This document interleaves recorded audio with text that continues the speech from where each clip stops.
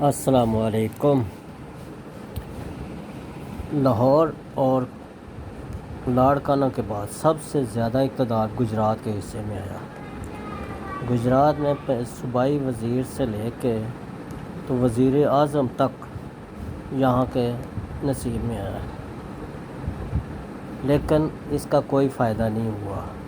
گجرات پہلے بھی گندا تھا، اب بھی گندا ہے۔ گجرات میں پہلے بھی کوڑے کرکٹ کے ڈھیر تھے اور اب بھی کوڑے کرکٹ کے ڈھیر ہیں۔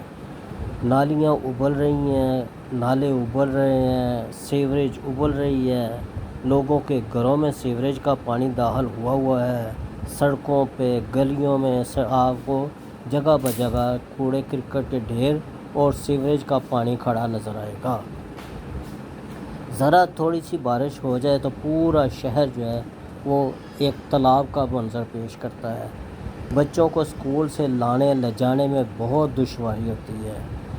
کئی دفعہ ایک دو دفعہ تو کچھ حادثات بھی ہوئے ہیں اسی سلسلہ میں، لیکن ہمارے مقتدر جو ہیں وہ جو ہمارے اقتدار میں اتنا عرصہ انہوں نے گزارا ہے، ان کو گجرات کا کچھ خیال نہیں ہے۔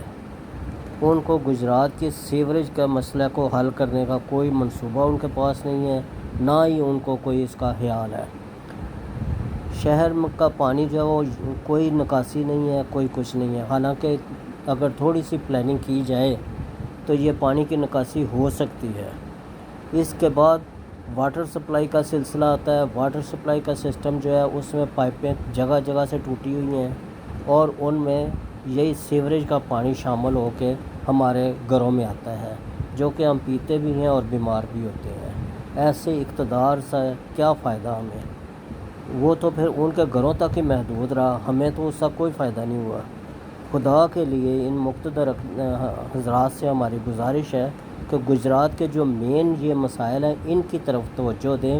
ڈویژن انہوں نے بنا دیا ہے گجرات کو، لیکن اس کا ہمیں کیا فائدہ؟ ہم تو اسی طرح اس گندگی میں زندگی گزار رہے ہیں، گندگی کے ڈیروں پہ گزارا کر رہے ہیں۔ اور اس کے علاوہ گندگی کے ڈیروں کے علاوہ یہ بھی ہے کہ آوارہ کتوں کی بہتات ہے۔